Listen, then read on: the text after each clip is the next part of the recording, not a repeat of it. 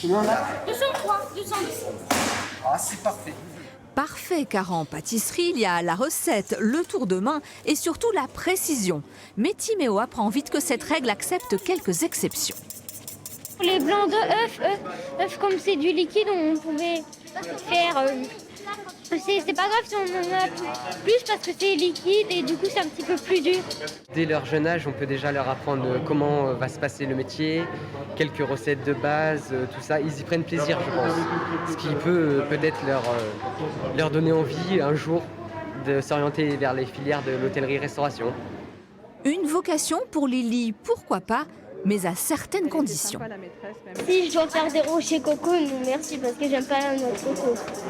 Question de goût. Et le goût, on peut l'affiner, c'est même lui qui donne envie de bien manger. Il faut apprendre justement à travailler ce goût, cette saveur, savoir faire des choses maison.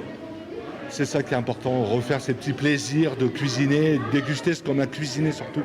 Mais avant de se mettre au fourneau, encore faut-il reconnaître les goûts. On a 4 saveurs, sucré, salé, acide et amer. Et ne pas se fier aux apparences, la crème verte n'est pas forcément ce que l'on imagine. Le yaourt jaune.